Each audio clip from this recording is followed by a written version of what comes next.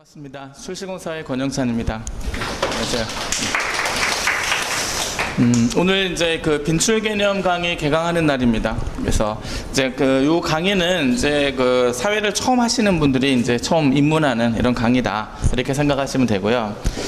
그래서 오늘 이제 그 강의 이제 본격적으로 진행하기 전에 이제 그 과목 소개하고 그다음에 공부 방법 이런 것들을 좀 간략하게 소개를 하고 오리엔테이션 하고 그리고 이제 진도를 나가는 걸로 이렇게 좀 진행하겠습니다. 일단은 이제 뭐 여러분이 공무원 사회 이렇게 선택을 하시면서 가장 많이 들었던 것이 이제 뭐 사회를 선택할 때는 일단 다른 과목에 비해서는 좀 쉽다. 이렇게 이제 생각하시고 이렇게 이제 들어오셨을 거예요. 이렇게. 근데 이제 그 사회 파트 중에서 사회 파트가 법과 정치, 경제, 사회문화 이렇게 있단 말이죠. 그럼 이렇게 있는 것 중에서 좀 가장 어렵다고 얘기 들으신 파트는 어느 파트예요? 예, 얘기 안 들으셨나 봐요. 예. 이제 경제 파트가 좀 가장 어렵다 이런 얘기 좀 많이 들으셨을 거예요. 그래서 일단 우리가 국가직, 지방직 기준으로 해서 법과 정치 과목이 10문제입니다. 20문제 중에서. 그 다음에 경제 파트가 5문제, 사회문화 5문제 이렇게 되고 그래서 이제 그 경제가 좀 가장 어렵다 하는 부분들이 5문제인데 뭐 그게 결국에는 이제 변별력 있게 이제 그 당락을 좌우한다 이렇게 생각하시면 될 것 같아요. 근데 이제 전체적으로 다른 과목에 비해서 좀 쉽다 이렇게 생각하시고 이제 들어오신 분들은 쉽기는 맞아요. 다른 과목에 비해서 행정법이나 행정학 이런 것에 비해서는 쉬운 건 맞는데 너무 방심은 하지 않았으면 좋겠어요. 그래서 이게 그래도 좀 시험이기 때문에 변별력 요구를 해요. 그래서 좀 상대적으로 쉽지만 이게 좀 들어갔을 때는 좀 어려운 파트도 분명히 있습니다. 근데 이거는 일부만 간단하게 설명해도 풀 수 있는 문제 사실이 있어요. 이런 것들도 있는데 뭐 그런 것들은 우리가 만약에 한 번만 딱 해도 아마 내년 후년까지도 만약 다 까먹지 않고 기억할 수 있는 뭐 그런 내용들을 이런 것들도 사실 좀 많이 존재합니다. 근데 이제 그런 것들은 다른 사람도 다 득점을 한단 말이에요. 그죠? 그래서 그 사람들도 득점하고 하는데 결국 다른 사람이 못하는 걸 내가 해내야 내가 이제 합격이 된다. 이렇게 생각하시면 될 것 같아요. 네, 그래서 뭐 전체적으로 이제 그런 사회 과목들이 이제 어떻게 구성이 되어 있고 제가 어떤 사람인지 간단하게 좀 소개를 하면 일단 우리가 뭐 출시공 이렇게 보시면 이거는 뭐 출제자 시각에서 본 공무원 사회다. 그래서 출제자를 넣은 이유가 뭐냐면 이게 저자가 이렇게 이제 3명 이렇게 있습니다. 그 김정훈 선생은 이제 뭐 서울대학교 졸업하고 지금 현재 서울과학고에서 강의를 하고 있는데 지금 구급공무원 출제위원이었어요. 위원이고 그다음에 수능 출제, 평가원 출제위원 이렇게 되고 홍남기 박사도 지금 서울대에 출강하고 있는데 이 사람도 마찬가지로 수능 출제위원입니다. 공무원 국가직 지방직 출제위원이었고요. 그래서 처음에 이제 이 공무원 사회가 2013년도에 처음 이제 그 구급 과목에 들어오게 됐단 말이죠. 그러니까 그럴 때 이제 처음으로 이제 출제위원들을 하신 분들이 이분들이에요. 그래서 제 친구이기도 하고 그래서 저랑 같이 이제 같이 체크를 했습니다. 그래서 이제 그쪽에 문제를 내게 되면서 이제 저희 책도 같이 쓰게 되고 좀 많은 힌트가 좀 제공되는 이런 과정에서 우리 책이 좀 쓰여졌다 이렇게 좀 볼 수 있고요. 그래서 같이 공저하시는 분들이 이제 이런 분들이 있어서 뭐 출제자란 말을 넣게 된 것이고요. 그러니까 저 같은 경우도 같이 이제 같이 강의를 하고 있고 하는데 저는 이제 뭐 강사기도 하지만 제가 강의를 시작한 것은 이제 원고를 쓰면서 강의를 시작했어요. 그래서 사실은 이제 원고를 쓰고 그 책으로 알려지게 되면서 강의 섭외가 들어와서 강의를 하게 됐고 그 이후부터 이제 제가 지금 22년째 강의하고 있어요. 그래서 원고 경력도 한 22년 이렇게 되고 있습니다. 그래서 아마 이제 그 강사 중에서 메인 출판사 원고를 쓰는 뭐 유일한 강사가 제가 아닌가 이런 생각이 들어요. 그래서 뭐 우리가 중앙 A+, 그다음 천재교육 이런 출판사들 있죠. 거기 다 제가 셀파 들어보셨어요? 그래서 그 책도 제가 썼고요. 이렇게 해서 그 보통 학교 선생님한테 먼 거래가 가요. 근데 이제 저한테도 오게 됩니다. 그래서 이제 이렇게 쓰고 있고요. 그리고 현재 이제 올해부터 제가 EBS 공무원 사회를 이제 나가게 됐습니다. 그래서 밖에 붙어놨죠. 입간판. 그래서 이제 그것도 이제 학원에서 해주셨고, 근데 올해 이제 EBS를 가게 된 것이 이제 갑자기 전화가 여기 있을 때 전화가 왔어요. 어제 지난 몇 달 전에. 그래서 이제 와서 갑자기 뭐 EBS라고 하면서 뭐 강의 다른 데 계약한 데가 언제 끝나느냐 다 뭐 확인하더니 뭐 이거 좀 갑자기 난데없이 묻더니 이제 저한테 EBS 강의할 생각 있느냐 해가지고 전화가 왔어요. 그래서 가면 좋지 않겠느냐 해가지고 했는데 이제 어떻게 일이 진행이 돼서 이제 EBS를 나가게 됐습니다. 이렇게. 근데 나중에 이제 제가 물어봤어요. 왜 나를 선택을 했느냐? 그랬더니 일단 좀 강의가 뭐 차분하다 이런 얘기를 하고요. 그리고 이제 교재 때문에 한 부분이 좀 크다 이런 얘기를 하더라고요. 그래서 교재 다른 출판사의 제 이름도 많이 있고, 그 다음에 제 교재도 좀 다 보고 이렇게 했었고요. 그 다음에 이제 또 한 가지는 이제 뭐냐면 오류가 없다. 이제 이런 부분이었어요. 강의를 좀 다른 부분들도 다 강의를 듣는데 좀 이렇게 아는 사람이 보면은 틀리는 부분들이 있단 말이죠. 저거 잘못 설명했다, 저거 좀 틀렸다, 이런 부분들이 있는데 뭐 그런 부분이 눈에 띄지 않는다 해가지고 좀 안정적으로 이제 EBS에서 강의를 할 수 있지 않겠느냐 해서 저를 이제 섭외했다고 하더라고요. 그래서 뭐 제 강의가 그렇다는 얘기입니다. 그래서 이렇게 해서 이제 저 여기서도 강의를 하고 그다음에 EBS를 들어가서 강의를 들으셔도 괜찮고 이렇게 돼요. 네, 그래서 뭐 제 소개랑 저희 팀은 이렇게 운영이 되고 있고요. 김정은 선생은 서울과학고를 이제 가서 하고 있는데 얼마 전에 전화가 와가지고요. 저한테 영찬아, 나 시험에 합격했다 그러는 거예요. 교사하고 무슨 시험 합격했냐 그랬더니까 장학사 됐대요. 그래서 장학사 돼가지고 1년 하고 교감, 교장 이렇게 올라간다 하더라고요. 그래서 이제 강의는 이제 그만둘 것 같고, 근데 저희 그 책은 계속해서 써주기로 했습니다. 이렇게 해서 그래서 이렇게 해서 팀이 돼서 계속 교재를 업그레이드 시켜 나가고 있다. 이렇게 좀 보시면 될 것 같고요. 그러니까 이렇게 해서 이제 저희가 성과를 낸 게 어떤 부분이냐면 2013년도에는요. 기출문제가 없어요. 사회 과목이 처음 들어왔었던 해인데 그때 기출문제 없이 이제 저희 책에서 이제 적중률이란 말을 저희는 쓰지 않습니다. 적중률. 왜냐면은 이거는 고등학교 사회 과목에서 좀 출제가 되는 부분이기 때문에 고등학교 사회 교과서 내용을 잘 빠짐없이 정리하면 적중률이 100%가 아니면 이상한 거예요. 모든 책에는 다 나와 있어야 돼요. 이게 교과서에서 나오기 때문에. 근데 이제 저희가 이제 제공하는 문제 중에서 기출 문제와 유사성이 얼만큼 높은가 이런 부분이 사실은 더 중요하단 말이죠. 근데 싱크로율이 저희가 그래서 싱크로율이라는 말을 쓰는데 싱크로율 100%라는 거는 선택지 4개가 똑같이 다 일치했다 이런 뜻입니다. 한 문제에. 그런 게 이제 저희가 4문제가 있었어요. 그래서 뭐 그럴 수밖에 없었던 거는 뭐 출제자가 썼으니까 이렇게 되는 거죠. 그래서 이렇게 되고 2014년도에도 마찬가지로 5문항 이렇게 나왔어요. 그래서 2년치 이제 기출 문제가 쌓이고 나서 저희가 이제 원고를 좀 많이 바꿨어요. 전체 경향이 이제 방향이 잡혔다. 공무원 이제 사회 문제가 많이 바꾸고 나서 이제 2015년도에 국가직에서 이제 싱크로율 75% 이상의 문제, 요거는 선택지 4개 중에서 이제 3개가 일치하는 문제가 15문항이 나왔어요. 그리고 서울시 것도 15문장 이렇게 나오게 돼서 거의 뭐 저희께 나오게 되는 이런 이제 상황이 됐고, 이거는 한 문제 기준이에요. 그래서 똑같은 주제에 대해서 저희 교재 여러 문제가 있습니다. 근데 이 기출 문제하고 저희 한 문제가 선택지 3개가 일치한 것이 이제 뭐 15개다 이렇게 이제 되는 것이고, 나머지 선택지는 이제 다른 문제 다 섞여 있어요. 근데 이것이 여러 문제 흩어져서 존재한다. 그래서 실질적으로 보게 되면 기출 문제에서 나왔던 선택지가 없는, 저희 책에 없는 건 없습니다.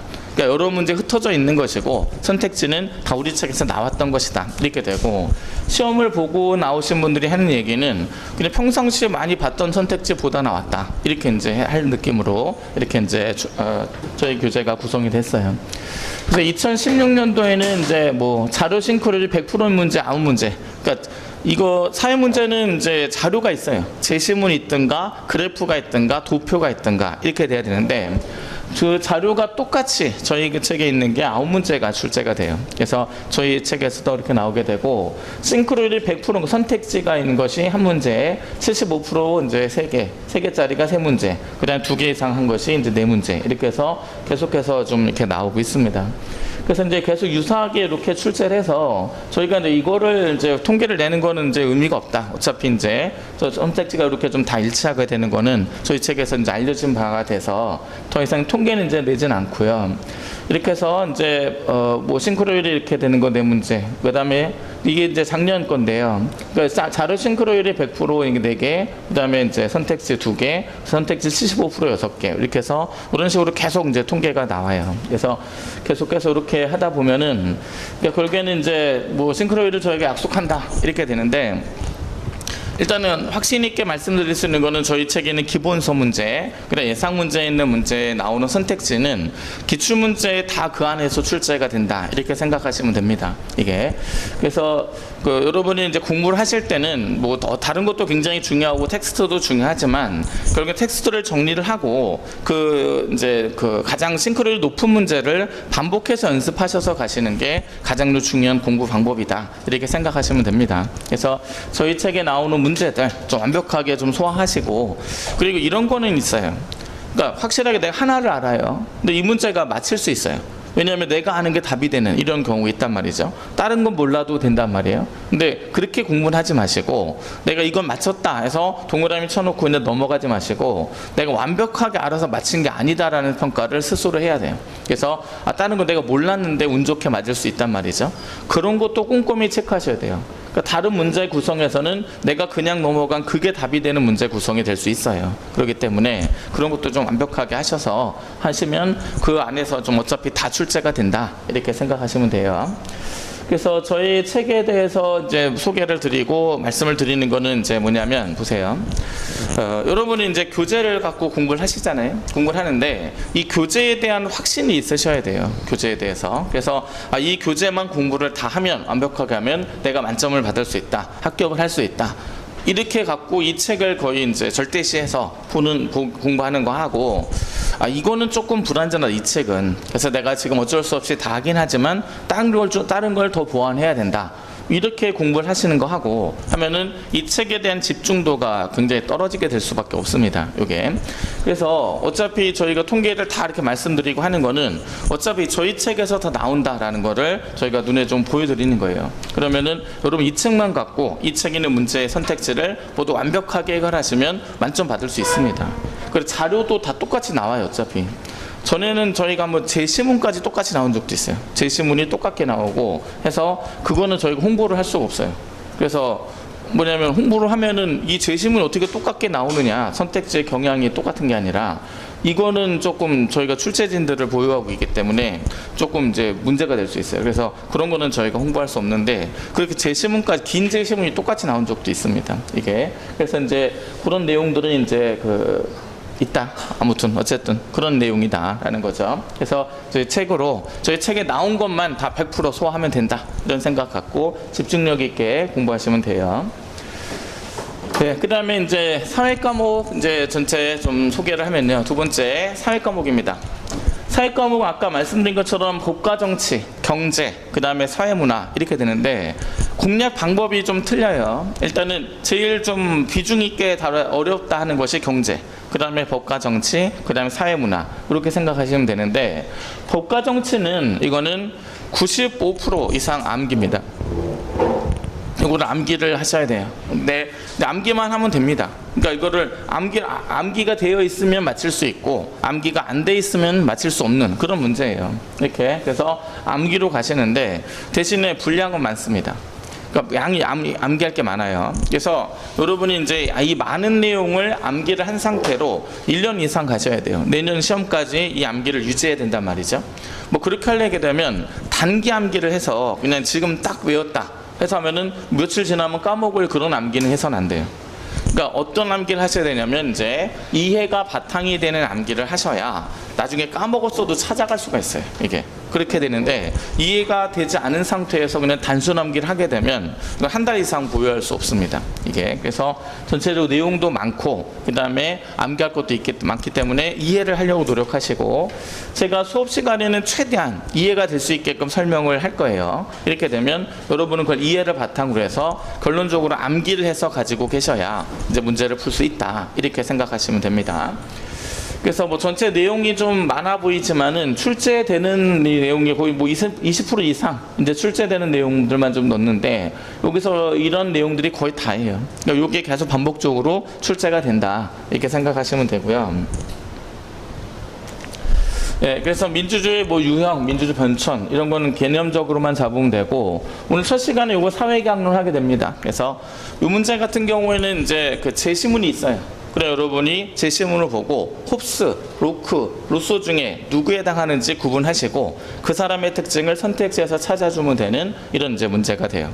근데 이 문제의 난이도는 선택지 난이도보다는 제시문의 난이도예요. 제시문이 애매해요.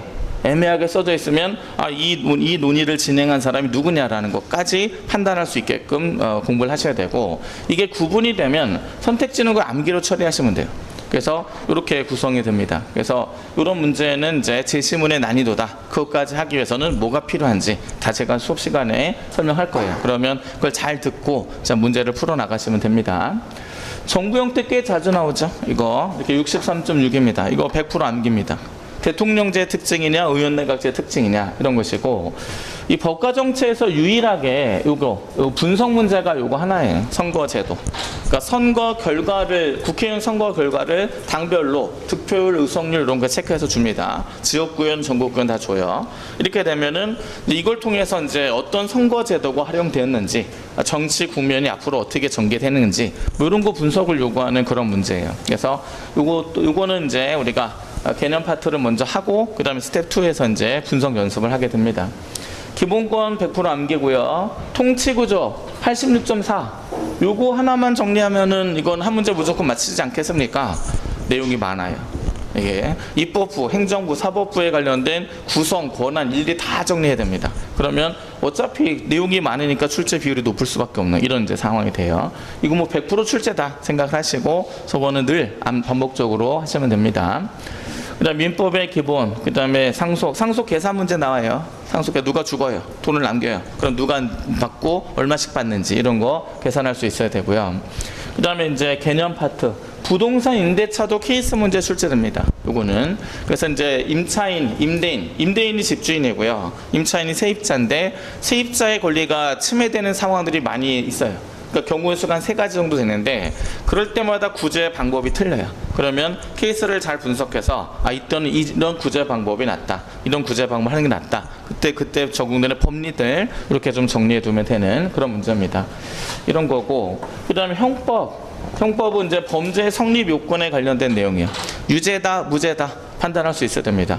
무죄가 된다면 왜 무죄인지, 어느 단계에서 뭐가 문제가 됐는지 그거 판단하는 연습이에요. 그래서 케이스 문제 출제되고 형사소송법 암기입니다. 암기. 그 다음에 사회법 이거는 출제 비율도 높고요. 내용 사실 없어요. 근데 이상하게 정답률은 잘 안 나와요. 그래서 요거는 요번 강의에서 제가 등장 배경부터 해서 설명을 좀 보강했어요. 그래서 요거를 좀 잘 정리하시면 되고 국제 파트 81.8이에요. 그 국제 파트 문제가 수능에서는 잘 안 나와요. 근데 잘 안 한두 문제, 20문제 중에서 이렇게 하는데 여기는 10문제 중에 2문제가 나오는 적도 있어요. 그래서 국제 파트 비중이 좀 높다. 이렇게 생각하시면 됩니다. 그래서 다 100% 암기예요. 그래서 이런 것들 이제 해 나가시면 되고 이제 요거는 제가 수업 시간에 저는 이해를 목적으로 설명할 거예요. 그리고 이해를 하시고 결과물을 암기하셔야 된다. 이렇게 생각하시면 돼요.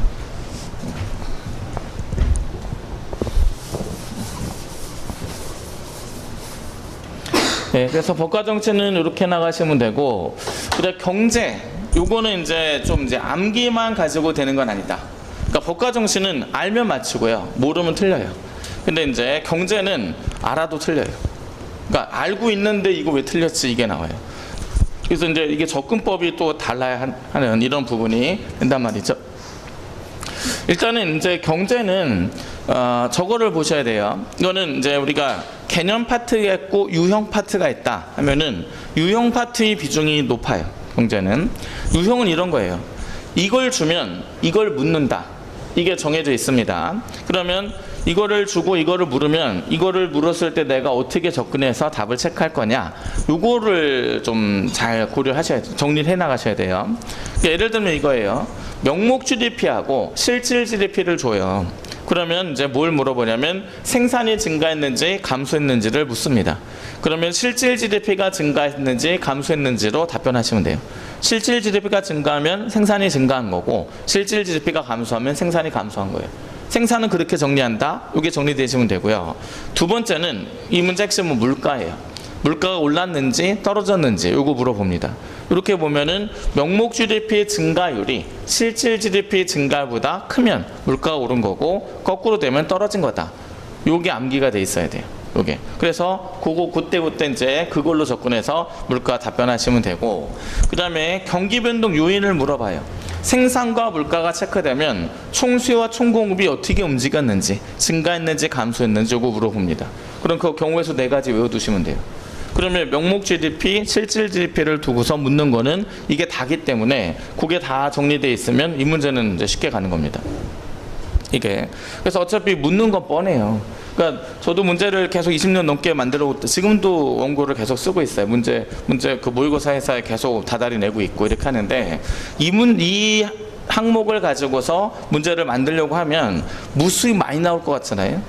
뻔해요. 여기서 물어볼 수 있는 게 몇 개 없어요. 그렇게 되면 그것만 다 정리해 놓게 되면 이 문제는 풀 수밖에 없는 이런 이제 상황이 된단 말이죠. 그래서 이제 그런 부분으로 제가 강의를 다 해드릴 거예요. 그래서 이걸 주면은 이걸 묻고 이걸 묻고 이걸 물으니까 이거는 이렇게 답변하자, 이건 이렇게 접근하자 하는 걸 다 정해드릴 거예요. 제가 이제 그럴 때는 매뉴얼이란 말을 쓸 거예요. 그러면은 그 매뉴얼대로 이 문제를 풀어 나가시면 되는 이런 이제 내용이고요. 그렇게 접근해야 될 문제 중에 가장 많은 게 요거예요. 수요와 공급에 관련된 거. 그 다음 탄력성 요거. 그 다음에 또 어디 갔어? GDP 계산. 이거 계산 케이스 문제 나오고요. 명목 GDP, 실질 GDP 나왔죠, 요거. 그 다음에 실업 통계 요것도 이렇게. 그리고 환율 요거까지. 그러니까 요게 사실은 있고, 나머지는 다 개념이에요, 사실. 경제도 개념 문제 없는 거 아니에요. 나머지는 다 외우기만 하면 끝나는 이런 문제 사실 있습니다. 이런 게. 근데 이런 것들이 이제 좀 어렵다 보니까, 그러니까 5문제 중에서 3문제는 분석 문제, 2개는 개념 문제라고 생각하시면 돼요.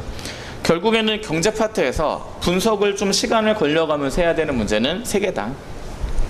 이렇게 생각하시고, 여기에 체크된 이 부분을 잘 연습을 해 나가시면 3개는 좀 쉽게 갈 수 있고, 이거는 100%예요. 3개 중 1개는 이건 무조건 나와요. 이렇게 되고 나머지는 돌아가면서 출제가 되는 이런 내용이다.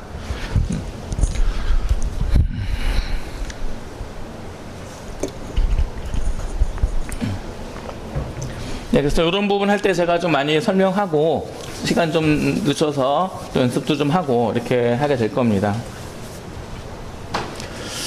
그 다음에 사회문화, 제일 쉬운 파트에 해당한다. 이렇게 보시면 돼요. 요거는 이제 뭐 요런 개념도 다 개념이에요. 개념들이고, 초에는 이제 자료 분석형 문제도 많이 나왔었는데, 최근에는 사회문화가 개념 파트로만 출제가 되고 있어요. 그래서 좀 더 쉬워졌다. 이렇게 생각하시면 되고, 특히 사회문화의 출제 특징이 뭐냐면, 이건 나왔던 게 계속 나와요. 이런 것들은. 그러니까 이게 뭐냐면, 뭐 여기서 이런 것들이 있잖아요. 기능론, 갈등론은 여기서 계속 출제가 되고 2번 보면 1번은 나오는 것이고, 사회 집단의 분류, 이런 양적 연구, 질적 연구 다 비중들이 다 높아요. 이런 것들이. 그래서 그 나오던 내용들이 계속해서 반복해서 나오게 되고, 이거는 A4 반 페이지 분량입니다. 이거는 그럼 이거 금방 다 외워버리면 이제 쉽게 끝나는 건데, 출제 비중 굉장히 높아요. 이게 이런 것도 마찬가지고요. 이런 건 4분의 1페이지 이런 거. 그 다음에 또 문화 이해 태도, 문화 이해랑 관련된 거, 이런 것도 내용이 굉장히 간단한데 출제는 굉장히 자주 되고 있는 이런 이제 내용이 됩니다. 그래서 요거는 이제 잘 해 나가시고, 요거는 한 가지만 좀 할게요. 왜냐면 이거 사회학 용어입니다. 근데 이거를 국어사전적 의미로 암기를 해가서 이렇게 해 나가시면 좀 어려워질 수가 있어요. 이거는. 그래서 국어사전적 의미로 내가 이 개념을 알았다. 그러니까 인간 소외라는 말이 나옵니다. 사회학 용어예요. 그럼 이거를 소외감, 약간 소외감을 느끼는 그런 거네. 박탈감, 이런 거. 이렇게 알고 계신 분 공부 안 한 거예요. 이거는 이제 그거는 국어사전적 의미로 내가 이 개념을 안다고 그냥 넘어가 버리는 이런 경우인데, 이거는 이제 피조물이 조물을 지배하는 현상이 소외고, 인간 소외라고 하는 거는 인간이 만들어 놓은 제도라든가 어떤 물건, 이런 것들에 의해서 인간이 지배받는 이런 경우가 인간 소외 현상이에요. 그래서 그런 것들이 이제 사회학에서 어떤 현상들을 주로 다루기 위해서 만들어진 개념이냐, 요거를 잘 파악하시고, 국어사전적 의미로 내가 안다고 생각하시면 안 돼요.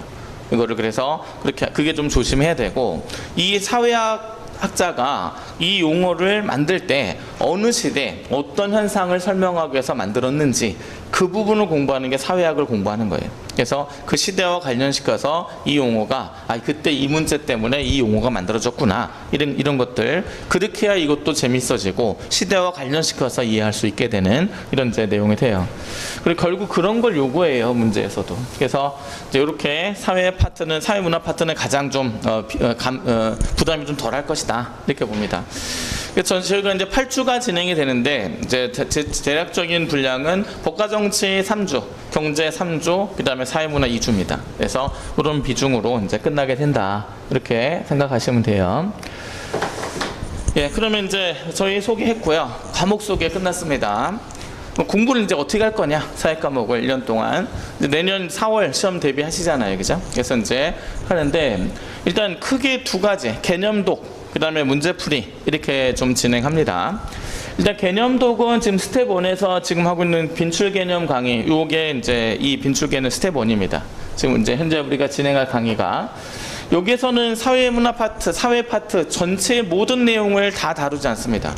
이거는 일주일에 이제 4시간 하고 8주가 진행되는, 5시간이죠. 하고 8주가 진행되는데 전체 내용을 다룰 수 없어요. 근데 실제 빈도가 높은 개념, 그러니까 출제가 거의 확실시 되는 게 아까 있죠. 우리가 주요 높은 것들, 그런 것들을 주로 다루게 되고요. 그 다음에 난이도가 좀 높은 개념. 그러니까 난이도가 높은 거는요, 이거는 이제 우리가 뭐 그렇다고 사회에서 난이도가 높다고 해서 못할 정도는 아니에요. 근데 이제 2번 정도를 반복하면 돼요. 이거는. 그러니까 난이도가 높은 거는 한 번에 확 들어가지 않습니다. 내가 그런 사고 체계를 가져본 적이 없단 말이에요. 그래서 한번 이제 좀 이해를 하고 넘어가더라도 완벽하지 않을 거예요. 근데 시간을 두고 한 번 더 반복을 해주게 되면 이거는 좀 완벽하게 될 수 있습니다. 뭐 3번까지 갈 필요는 없어요. 2번 정도 이제 반복을 하면 어느 정도 들어오게 될 겁니다. 그래서 이 반복이 좀 필요한 난이도의 개념도 여기서 다뤄요. 그래서 이거는 스텝 2에서 한 번 더 다루게 됩니다. 연습까지 해서 2번으로 이제 완성하고, 일단 출제 빈도가 높은 이런 이제 개념이 주가 된다, 요 내용을 알아놓으시면 되고, 요거는 이제 전체 사회 과목에서 공부 분량이 50%입니다. 근데 출제 비중은 85% 정도 돼요. 그러니까 만약에 이 강의만 듣고 다 배운 건 아니에요. 이 강의만 듣고 완벽하게 소화하고 기출문제 풀어보세요. 80~90%가 다 여기서 나옵니다. 이렇게 돼요. 그래서 일단은 좀 주요 출제 파트, 이 부분을 좀 짧은 시간에 먼저 잡아둔다, 이런 생각을 하시고 하고, 그 다음에 좀 2번 정도를 반복해야 되는 내용을 내가 여기서 한번 경험해 본다. 내가 첫 번째 이해를 했다, 그러면은 여러분은 좀 능력 있다, 이렇게 되는 거고, 이게 좀 어렵다 그러면 2번째 반복하면 될 거다, 이런 생각을 갖고 단계적으로 이 개념들을 생각해 나가시면 돼요.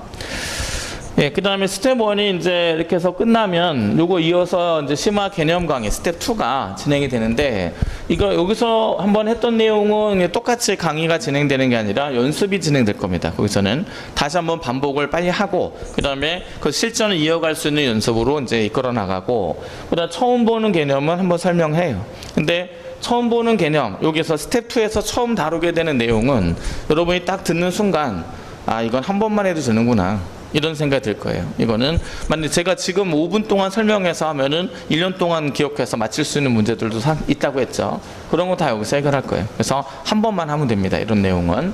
그래서 그렇게 해서 스텝 2에서 완벽하게 좀 다 채운다, 이렇게 생각하시면 돼요. 그 다음에 스텝 3는 요거는 이제 개념 OX랑 유형문서 강의인데, 요거는 이제 지금 여러분 7월달에 이걸 들으시죠? 그 9월달에 이걸 들으시면 되고, 11월에 이 부분은 필요하신 분들은 요걸 들으시면 돼요. 그러니까 제가 이것까지 하게 되는 이유가 뭐냐면은, 이거는 선택적으로 하셔도 돼요. 여기까지는 필수적으로 하시고, 이거는 처음 보는 개념 있으니까 여기까지는 필수로 오셔야 돼요. 근데 요거는 뭐냐면 스텝 1하고 스텝 2 요거 하시면서 이제 사회 과목을 막 집중적으로 공부하시는 분들이 좀 드물어요. 이게. 그러니까 왜 그러냐면 사회 과목만 보는 게 아니잖아요, 그죠? 여러분이 지금 공부하시면서 제일 급한 과목이 뭐예요? 사회예요? 난 사회만 하면 난 합격할 것 같다, 이런 느낌들은 거의 없으실 거예요. 아니면 영어나 아니면 한국사나 이런 이제 다른 필수 과목들, 이게 이제 먼저 좀 눈에 들어오고 공부할 때 잡힐 때 그걸 먼저 잡게 된단 말이죠. 그럼 사회는 대부분 좀 순위가 많이 밀려요. 그러니까 제가 이 처음 시작할 때 좀 당부를 드릴게요. 필수 과목, 선택 과목 있죠. 필수 3개, 선택 2개 있어요. 필수 과목 중심으로 공부하세요. 근데 이 말을 필수 과목 중심으로 공부하는 게 맞아요. 맞는데 필수 과목만 공부하시는 분 계세요. 자꾸 사회는 자꾸 밀려줘요. 내가 이게 급해가지고 오늘 이제 영어 하다가 끝났어요. 내일 한국사 하다 끝났어요. 그리고 사회 과목이 언젠가 한번 와야 되는데 계속 영어 한국사, 국어 뭐 이런 식으로만 돌아다니다가 사회는 계속 밀려지고 진도는 왕창 나가져 버리니까 따라갈 엄도 안 나고 그냥 수업만 듣는 이렇게 되고 복습이 안 되는 이렇게 따라오신 분들이 좀 많이 있어요. 그래서 스텝 2까지 진행이 됐다 하더라도 뭔가 개념이 좀 충실하게 진행이 됐다 이런 느낌이 아닌 이런 경우들이 좀 많이 있습니다. 그래서 1월 달에 이제 제가 딱 이제 여러분 만나서 예상 문제 강의를 해서 이게 단원별 예상 문제 1월 달에 합니다. 그때 딱 해서 문제만 풀어주면 뒤통수가 굉장히 따가워요. 이게. 그래서 이렇게 이 불안한 표정들을 보면서 계속 수업을 해야 되는데 당장 4월 달에 시험인데 1월 달에 정리되는 정도가 잘 안 돼 있는 경우가 많이 있습니다. 이게 사회 과목, 이게 선택 과목이다 보니까 공부 순위에서 밀려요. 이렇게 해서 하다 보니까 뭐 그런 문제가 생깁니다. 그래서 특히 이제 그 개념적인 부분들은 이제 반복해서 하면 되는데 그 반복 시간도 좀 안 나와지고 그다음 아까 유형 있었죠, 경제 파트. 그거는 엄두도 못 내는 이런 경우가 좀 많이 생겨요. 그래서 이거는 제가 11월 달에 요거는 학원하고 협의를 해서 개념 OX, 개념으로 해결되는 문제는 개념 OX로 접근하고 유형으로 해결할 건 유형 분석합니다. 이거는 접근법이 완전히 틀려요. 그래서 이거를 이제 같이 묶어서 이제 스텝 3로 11월 달에 개설할 예정입니다. 그래서 요거하고 요거에서 좀 완벽하게 개념이 좀 정리됐다. 나 문제만 풀면 된다. 이런 느낌이신 분은 1월 달에 바로 들어오시면 되고요. 그러니까 1월 달에 예상 문제 강의는 무조건 다 들어오셔서 거기는 무조건 완성이 돼야 돼요. 그러니까 이게 언제 완성을 할 건지 이게 좀 계획을 잡으셔야 한다면 사회는 2월 말에 끝나야 돼요.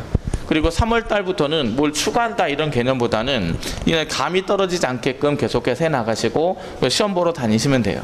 그러니까 4월 달, 6월 달 이렇게 2번 있잖아요. 그래서 4월 달 시험도 보고 그때도 계속해서 이제 모의고사 문제만 풀면서 감이 떨어지지 않게 유지해 가면서 이제 시험을 보러 다니시면 되는 이런 거예요. 그러니까 그때까지도 완성이 안 되고 막 이제 문제도 할 게 또 많고 막 이런데 정리까지 안 돼 있다. 이러면 막판에 시험 보러 갈 때 굉장히 산만해지는 이런 경우가 생깁니다. 그래서 사회는 목표를 잡으세요. 내년 2월 달에 마지막 마무리 완성한다. 이런 생각하고 1월 달에 시작되는 예상 문제에서는 제가 학원하고 계속 작년하고 좀 다르게 갈 건데 이거는 이제 4시간씩 2번 해서 8주 해서 거기서 모든 걸 또 완성하려고 합니다. 개념 다시 한번 정리하고요. 문제 다 풀어드릴 거예요. 거기서. 그래서 무조건 그때는 끝내야 된다. 이런 생각을 하시고 근데 그게 거기에 좀 적응해서 끝내면은 이제 완성이 돼요. 근데 그 전에 이게 개념이 좀 잘 안 잡혀지는 상태에서 이 강의를 들어오게 되면 굉장히 힘들어져요. 중간에 낙오자 생깁니다. 실제로 죄송하지만 낙오자가 생겨요. 그래서 이 강의에 좀 적응할 수 있는 1월 달에 진행되는 그 강의에 적응하기 위해서는 그 전에 개념독을 어느 정도 완성도를 있게 해놔야 한다. 이렇게 생각을 하셔야 됩니다. 그래서 제가 이 스텝 1, 스텝 2 작년에 이것만 했는데 문제풀이에 들어오시는 분들 이렇게 상황을 보니까 그게 쉽지 않았다. 그래서 제가 올해는 스텝 3까지 깔아서 요거까지 단계를 거쳐서 1월 달에 오시면 어느 정도 완성이 좀 높아질 것이다. 이렇게 해서 그렇게 완성한 다음에 시험 보러 가자. 이렇게 이제 될 것 같아요. 그래서 요거는 이제 여러분은 입장에서는 올해 이제 7월 달 개강하면 요걸 들으셨으니까 9월 달엔 이거, 그 다음에 11월 달엔 요걸로 이렇게 해서 따라오시면서 1월 달에 이제 거기서 마무리한다. 이렇게 생각하시는 게 좋을 것 같아요. 그래서 그 대신에 이제 1, 2에서 내가 완벽하게 좀 공부량을 해서 했다. 그럼 이거 안 들어오셔도 돼요. 근데 이거 듣고도 내가 좀 많이 흔들린다. 사실은 흔들리는 게 자습 시간에 사회에 투자하는 시간을 생각해 보시면 흔들릴 수밖에 없는 시간이 될 수 있을 거예요. 공부를 양을 투자하면 되는 과목이에요, 사회는. 근데 이거는 양을 투자를 안 했기 때문에 흔들린단 말이죠. 그래서 그만큼의 시간을 조금 내가 더 투자해야 된다. 이렇게 생각하시면 3까지 들어오시면 됩니다. 그래서 개념독은 이렇게 좀 마무리하시고 그 다음에 문제풀이를 좀 보시면 문제풀이 요거는 이제 여러분이 사회 문제를 푸시면 한 과목당 20분이니까 20분 안에 들어오면 되지 않겠느냐. 이렇게 생각하시면 안 됩니다. 사회는 사회 과목을 제일 먼저 푸시는 분은 드물어요. 앞에서 급한 과목, 필수 과목부터 먼저 다 해결하시고, 그리고 선택 과목 다른 거 하고, 사회는 거의 대부분 마지막에 푸세요. 그러면 이제 사회를 딱 풀려고 시작했을 때 20분이 남아있느냐? 안 그래요. 안 남아있습니다. 이렇게 되고, 제가 이게 13분 얘기를 하는 거는 그냥 시험 보고 나오신 분들 있잖아요. 근데 만나면 얘기하잖아요. 얘기하면은 그때 제가 물어본 통계예요. 물어본 통계고, 어떤 분은 7분 남았다 하는 것도 있어요. 그분은 지금 시험만 봤다 만점 나왔던 분이에요. 근데 7분 남았더래요, 사회를. 그래서 푸는 것까지 다 풀고, 그 다음에 이제 13번까지 풀었대요. 7분 동안 13번까지 풀고, 그건 다 맞았어요. 근데 이제 나머지 거 찍은 거에 하나 맞았대요. 그래가지고 이제 뭐 이렇게 좀 되는 이런 상황이 된단 말이죠. 그래서 이제 그러니까 평균적으로 7분은 좀 그분 앞에서 너무 시간을 소모했고, 평균적으로 13분 정도 남아요. 13분. 그럼 13분이면 어느 정도 시간이냐 했을 때는 문제를 딱 풀기 시작해요. 읽으면서 답이 나와야 돼요. 답이 나오고 이렇게 하고, 그 다음에 한 개나 두 문제 정도를 분석할 수 있는 시간이 13분이에요. 그러니까 이제 우리가 20문제 중에서 분석 문제가 4-5개 나온단 말이에요. 경제도 3개가 나오고, 법정에서 나오게, 케이스도 나오고, 계산 문제 나온단 말이죠. 그러면 그거 다 현장에서 이거 처음 본다, 뭐 분석해보자, 이렇게 해서 다 못 풀어요. 13분에. 그렇게 되니까 일단 분석하는 문제 있죠. 우리가 분석은 아까 저희 자료도 다 똑같이 나온다고 했죠. 자료 분석하는 이 순서나 결과를 다 외워버리실 거예요. 외워버리고 하는 겁니다. 그래서 이거를 물었을 때 그렇지, 요거니까 이건 맞아, 상승하는 거, 하락하는 거, 이렇게 된단 말이죠. 그러니까 우리는 분석 문제도 읽으면서 풀 수 있게 연습해서 갈 겁니다.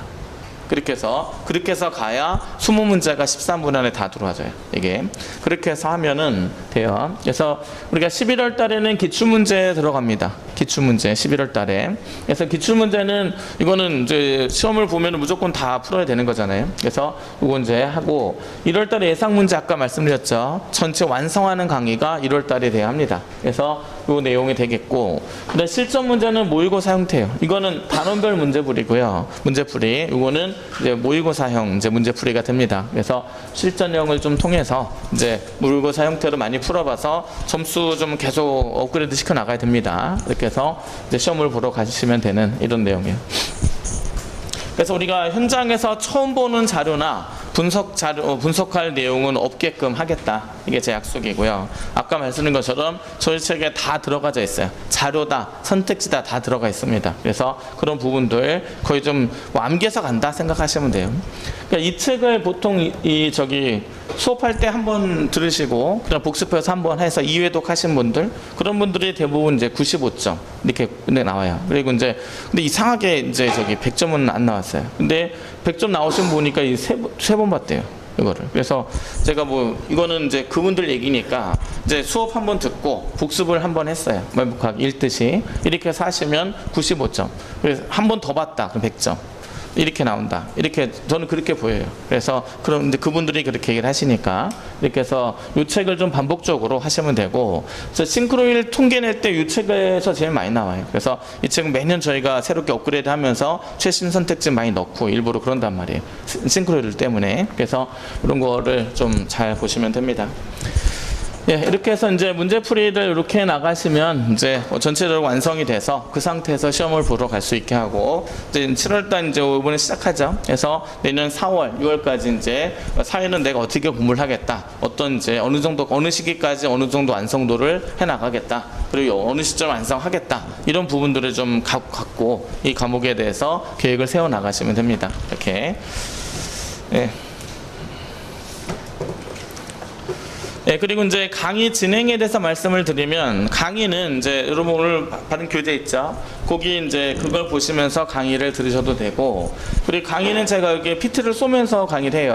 네, PT에 나오는 내용은 교재 다 순서대로 다 있어요. 그래서 들으셔도 문제 없는데, 여기 나오는 내용을 이제 많이 좀 적으시는 분들이 많아요. 그래서 이제 강의를 하는데 여기 있는 걸 다 적으시더라고요. 그래서 되게 바쁘세요. 강의를 들어야 되는데 필기에 바쁘시더라고요. 그래서 요거를 제가 강의 노트로, 요거는 강의 노트라고 해서 뭐 특별한 건 없어요. 그냥 여기 제가 쏴드리는 내용을 다 그냥 그 아래 한글로 해서 작업해서 제본해서 드리는 거예요. 그래서 그거는 이제 구글로 들으시면은 수업을 굉장히 편하게 들을 수 있고 이렇게 됩니다. 그래서 그걸로 강의를 들으시고 문제나 복습은 이제 복습이나 문제풀이는 교재를 해나가시면 굉장히 수월하게 이제 수업을 들으실 수 있는 이런 이제 시스템이 될 거예요. 그래서 오늘 나눠드린 거는 저기 요게 제본이 이제 올해 다 새로 좀 개편을 해가지고 해서 제본이 아직 안 나왔어요. 그래서 오늘 할 분량만 이제 제가 강의 노트는 이제 프린트로 드린 것이고 이제 다음 주에는 이제 제본 형태로 나오게 될 겁니다.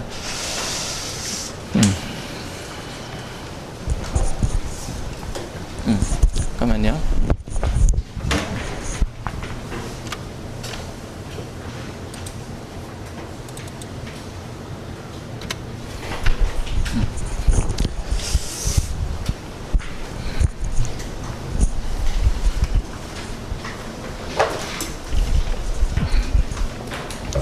예, 여기 우리가 일강 개요 정도 설명하고 좀 쉬었다 할게요. 여기서는 예, 이제 우리가 이제 법과 정치 먼저 순서대로 하고요. 그러니까 우리가 그러니까 우리가 여기 강은 그 강의 노트 강의입니다. 강의 노트의 순서로 되어 있고, 그 다음에 이제 거기 우리 본 교재 강 순서는 조금 다를 수 있어요. 그러니까 교재 순서대로 가는데 이 강 번호가 좀 다를 수 있습니다. 이거는 그래서 이제 그 전체 내용을 다 다루는 게 아니라 가장 핵심적인 내용만 다루는 것이기 때문에 핵심 주제로만 강을 순서로 잡은 거예요. 이렇게 일단 우리가 사회계약론에 관련된 내용이 이제 출제가 됩니다. 사회계약론. 그럼 이제 이 사회계약론은 이제 문제가 뭐냐면 홉스, 로크, 루소 이 세 사람을 비교하는 문제입니다. 비교의 말도 이제 우리 처음 하니까 비교의 말도 좀 정리합시다. 비교라는 것은 두 가지 이상의 대상에 대해서 공통점과 차이점을 밝히는 것이 비교다. 그러면 주로 이제 세 사람을 비교하는 문제에서는 주로 차이점 중심으로 선택지가 구성이 되잖아요. 그러면은 정답률이 높아져요. 근데 갑자기 공통점을 넣어주잖아요. 그러면은 이게 정답률이 떨어집니다. 그래서 보통은 비교 공부를 하실 때 대상에 대해서 차이점 중심으로 많이 정리해 가면서 공부를 하세요. 근데 공통점도 관심을 가지셔야 됩니다. 공통점이 왜 어려우냐면요, 공통점은 숨어있는 전제예요. 차이점은 제시문에 드러나 있어요. 이렇게 되는데 이 숨어있는 전제가 공통점이다라는 것이기 때문에 공통점 보통 숨어 있습니다. 그러니까 그걸 찾는 것이 쉽지 않을 수 있어요. 그래서 공통점에 대해서도 좀 관심을 갖는다, 이렇게 돼요. 그래서 이 세 사람을 비교하는 차이점은 우리가 두 번째 시간부터 하고 공통점부터 먼저 좀 체크를 하겠습니다. 요거는 우리가 이제 사회계약론, 요거 시대 배경 먼저 설명할게요. 근대 초창기에 등장했습니다. 그럼 여러분이 근대 초창기 사회 분위기를 아시는 게 중요해요. 우리가 중세에서 근대로 넘어오는 과정에 이게 왜 필요했는지 이런 부분들을 보세요. 제가 중세 얘기부터 좀 해보겠습니다. 우리가 중세 유럽이에요. 중세 다른 나라가 아니라 중세 유럽에서부터 시작하는 거예요. 중세 유럽은 지금의 유럽에 여러 나라가 있죠. 근데 여러 나라가 아닙니다. 그냥 하나의 정치 공동체예요. 이게 여러 민족은 있어요. 여러 민족이 있고 민족마다 왕이 있습니다.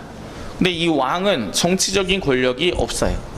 그리고 일단 중세의 민족 단위별로 왕은 있었지만 정치 권력이 없었다. 이거는 이제 우리가 겨울왕국 애니메이션 보셨죠? 레디고 하는 거 있죠? 거기서 거기 이제 그 여왕 이름이 뭐예요? 엘사죠. 엘사가 뛰쳐나갑니다. 성 밖으로. 성안이 비었어요. 그럼 그 다음에 누가 왕이 돼요? 동생 안나 있었죠? 뛰쳐나갑니다. 뛰쳐나갔어요. 그리고 밖에서 별일이 다 벌어지다가 나중에 돌아와요. 쿠데타 발생했어요, 안 했어요? 발생 안 했고 여왕이 성을 나갔다 이렇게 소문나고 조용히 막 시끌시끌했죠. 그리고 돌아왔다 좋아합니다. 아무 일 없어요. 왕은 있어도 되고요, 없어도 그만이에요. 이게 이제 중세 왕의 어떤 정치적인 입지입니다. 정치 권력 아무것도 없습니다.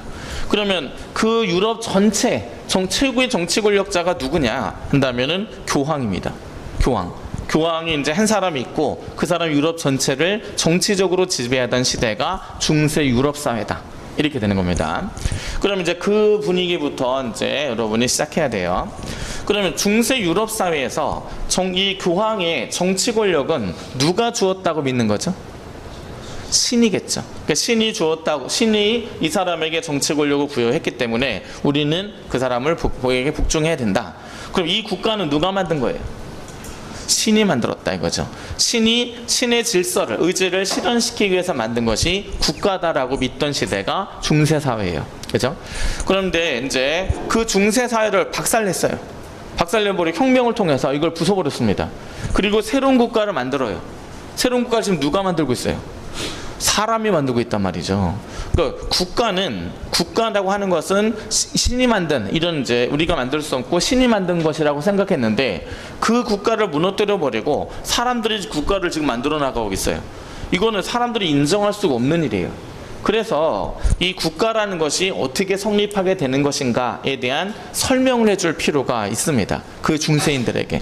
지금 충격받았단 말이지, 이 중세인들은. 그래서 그 중세인들에게 국가라고 하는 것은 원래 이렇게 만들어지는 것입니다 라는 것을 설명하는 논리가 필요했던 거예요.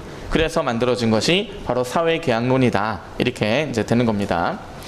그래서 이제 여기를 보시면 인간의 권리를 보장하기 위해서 자발적인 계약을 통해서 정치 공동체를 구현하고자 하는 이론이 사회계약론이다. 그럼 여기서 좀 체크를 해야 될 것이 뭐냐면 인간의 권리를 보장하기 위해서 국가를 만들었다. 그럼 그전에는 중세인들은 국가를 왜 만들었다고 믿었어요? 신의 질서를 실현시키기 위해서 만들었는데 신이 원해서 만든 것이 아니라 누가 원해서 만들어지는 거예요? 우리 인간을 위해서 만들어진 것이다 이거죠. 그래서 인간의 권리를 보장하기 위해서 만들어진 인위적인 산물이다. 그러니까 국가를 신이 만든 것이 아니라 사람이 만든 것이다 라고 주장하고 싶은 거예요, 이게. 그래서 지금 사람들이 국가를 새롭게 건설하고 있단 말이죠. 그래서 그걸 설명하기 위해서 만들어진 것이 사회계약론이다, 이렇게 됩니다. 그래서 가장 큰 충격은 국가를 신이 만드는 것이 아니라 인간이 만드는 것이고 신의 의지를 실현시키기 위한 것이 아니라 인간이 필요해서 만드는 것이다. 이 개념을 바꾼 것이 사회계약론의 가장 큰 전환이다, 이렇게 보시면 됩니다. 그럼 특징, 요건 이제 공통점으로 자주 나오게 되는 이런 내용인데, 일단 첫 번째, 사람들이 다 각자 필요한 게 있어요. 그래서 우리 이런 것들이 공통적으로 필요하니까 이런 필요를 충족시키기 위해서 국가를 만듭시다 라고 합의를 해야 돼요. 그러면 나와 의견이 서로 다른 사람과 합의를 통해서 어떤 결론에 도달하기 위해서 필요한 능력이 뭐냐면 그게 바로 이성적 능력이에요. 그래서 합의에 도달할 수 있는 개인들의 이성적인 능력이 있다라고 전제한 거예요. 그래서 개인들은 충분히 합리적입니다. 어느 정도 합리적이냐면 국가를 만들 수 있는데 합의할 수 있는 정도로 합리적입니다. 이것이 일단 전제가 되는 것이고, 그 다음에 두 번째는 국가 권력이 시민들의 동의나 지지에 의해서 형성되는 것입니다. 신에 의해서 만들어지는 것이 아니라 우리가 원해서 만드는 것이 국가입니다. 이렇게 설명한 것이 두 개 공통점이고, 그 다음에 이 사람들이 국가의 필요성을 이제 제기를 하면서 전제로 삼았던 것이 뭐냐면 자연 상태예요. 이 자연 상태가 무슨 뜻인지 알아야 돼요. 이거는 국가 이전 상태입니다. 이전 상태. 그래서 이 사람들은 국가가 없다면부터 시작해요. 그래서 국가가 없다면 국가 이전 상태는 이러이러한 문제가 생길 것이다, 이렇게 얘기를 하는 거죠. 그래서 이 자연 상태의 불안전성의 문제를 제기합니다. 국가가 없으면 이런 문제 생깁니다. 불편하지 않으세요? 그러니까 우리 국가 만듭시다. 그래서 국가를 이렇게 운영해서 이런 문제들을 이렇게 해결합시다 라고 주장하는 것이 바로 사회계약론의 공통적인 흐름이에요, 이게. 그래서 이제 자연 상태의 불안전성을 제기를 하고 그거를 국가를 통해서 해결할 수 있다, 이런 논리를 진행해요. 그래서 세 사람을 비교할 때 이 자연 상태를 서로 규정하는 이게 조금 다 틀려요. 그래서 여기서는 이 사람은 이게 문제다, 이게 문제다, 서로 제기하는 문제가 틀리고 그걸 해결하는 방식도 틀려요. 그래서 그걸 좀 비교해 나가면 되는 이런 이제 내용이고요. 그 다음에 국가를 초자연적인 질서가 아니라 신의 질서가 아니라 인위적인 목적을 달성하기 위한 수단이다 해서 목적이 아니라 수단이다. 그래서 그것도 인위적인 목적 달성을 위한 수단이다. 인간이 필요해서 만드는 것이 국가다. 이렇게 이야기하는 겁니다. 그래서 이런 것들이 이제 사회계약론들의 공통점에 해당합니다. 그래서 이거 세 사람의 공통점으로 다 인식을 하시고, 그다음 하나 좀 더 추가를 하면 이거는 여기서는 어디 갔어요? 개인들의 어디 갔죠? 여기서 인위적인 목적을 하는데 여기서는 이제 개인주의가 바탕이 된다라는 것도 체크가 돼야 합니다. 그러니까 국가를 만들었어요. 그러면 개인과 국가 관계 중에서 누가 우선이 돼야 한다는 거죠? 네, 개인이 우선이 돼야 한다. 이게 바탕이 되는 것이 이 세 사람의 공통점이에요. 근데 이거를 절대 잊으시면 안 돼요. 이거 하다 보면 홉스를 배우잖아요. 그러면 이제 제가 홉스를 설명하고, 홉스는 국가와 개인 중에 무엇을 중시합니까? 하면은 국가를 중시한다. 이렇게 답변하세요, 다. 근데 이것도 개인주의가 바탕이 된다라는 것을 절대 잊어서는 안 돼요. 이따가 다시 한번 설명하겠습니다. 예, 어쨌든 사회계약론은 이런 맥락으로 만들어졌다라는 것을 이해하시고, 그럼 잠깐 쉬었다가 세 사람을 비교하는 강의하겠습니다. 예, 잠시 쉬겠습니다.